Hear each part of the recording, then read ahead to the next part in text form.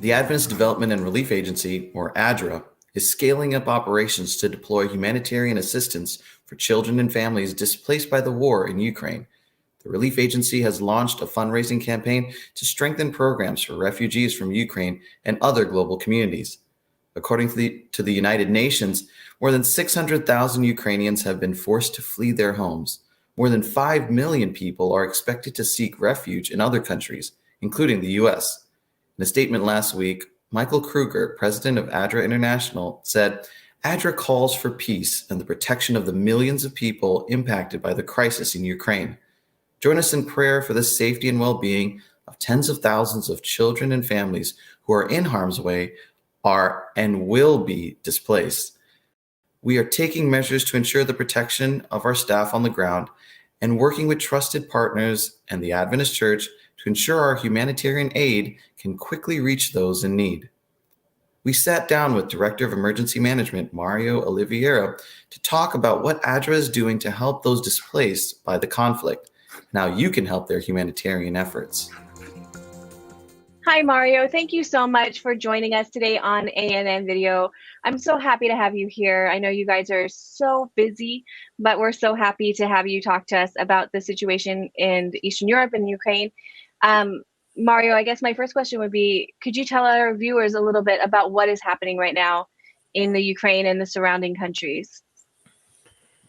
Hi, Jennifer. It's a pleasure for having me in your studio. And the situation is changing so rapidly that the information that I can provide you now in a couple of hours, it's outdated. Basically, let's say that the east of Ukraine is impossible for us as ADRA humanitarian agency to work. The security situation doesn't allow the humanitarian workers, the ADRA employees to go out and to do the work that we are doing. So we suspended since Friday all activities in the eastern part of Ukraine.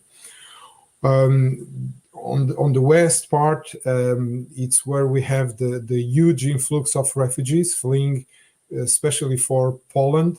It's the main country receiving the most refugees from Ukraine. But there is also a couple of other countries. There is Slovakia, Hungary, and Romania in the south, and also Moldova. So these are the countries where we are very active. In Poland, we have deployed a team that they will be in place tomorrow. So coming from Australia, from Germany, from India, in order to raise the capacity, the response that ADRA Poland has to face this huge influx of refugees. At the same time, in the southern border with Romania, we have a strong office, ADRA Romania, and they are doing extraordinary work, not only to receive refugees. We have a strong church in this area, and they are providing shelter in youth camps, in schools, and it's fantastic, the work that have been putting in place to receive and to support these refugees. At the same time, they did it during this last weekend, a humanitarian convoy. They went until Kiev, and they distributed food, linens, mattresses, and other humanitarian items, donations. So it was a 48 hours travel going forth, but now the situation is getting worse. It's not possible. In Romania, in Ukraine itself, we are organizing the activity, especially in two towns in the south and near the border with Romania. One is Chernivici and the other is Mukachevo. So we have staff there, ADRA staff. The country director of ADRA Ukraine is based in Mukachevo, and we have a team, ADRA Carpathia, and we are coordinating how we can support the population, and especially the IDPs that are fleeing the country towards these three countries that I mentioned, Slovakia, Hungary, and Romania. So this is in a nutshell the activities that we have been involved. Yeah, I know as a global church, we're praying for all of the workers, the humanitarian agency workers. I know it's hard with the situation changing so quickly. I'm sure it's hard to tell me what your plans are. I know you're in meetings all the time, or what you could be doing. So I would like to ask, the questions that we get from our members. They want to know how they can help, how they can support you, how they can be there for ADRA, how they can be there for the people of Ukraine, and even, and of Russia, because everybody right now, of the people that you were talking to, these other countries are receiving all these different people. So if you could say to our members, how can we help? How can we support you? What would you say to us? I think first and foremost is through prayers. Prayers for the people that are fleeing, prayers for the leaders of the countries to be wise in the peace talking that they are having. I think prayer, we need a lot of prayer now.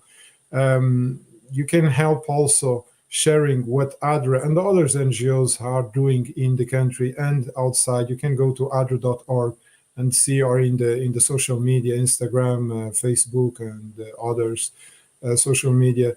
So sharing what we are doing. And of course, it's very important to pray, but it's also important to support the work that is done in a tangible way, which is through donations. So adra.org/help now is a special campaign that ADRA International, we put in place in order to support the work that is done in these countries. We are not accepting in-kind donations, because to send food or shelter or whatever, or tarps from here to those countries, it will cost a lot. It will take so long. So it's much easier, cheaper, and quicker and effective to buy directly in place and to support. This is another of the aspects that we are doing more and more, is giving cash or vouchers to the refugees in order for themselves to decide what they need. Because for one family, they might need food. For other family, it might need the diapers for the kids. Another can be to buy medicine. So giving money, we give them autonomy, or at the same time dignity. And it's not only ADRA International, but several NGOs. We support more and more the refugees through the cash and voucher assistance. We call this a CVA. So you can support ADRA through these different ways. Yeah. Mario, I don't want to keep you, so I want to thank you for your time, and I want to thank you for what you're telling us. I want to thank ADRA for keeping the world updated on what you're doing, and for your amazing work, not only in Ukraine, but everywhere. So thank you, Mario, for your time, and thank you for being with us. And if anybody wants to know and keep up with these stories on a regular basis, adra.org keeps everybody updated through their press releases. And that's where also you can find information about how to help in ADRA. So adra.org. Thank you, Mario, for being with us. Thank you, Jennifer, for having me.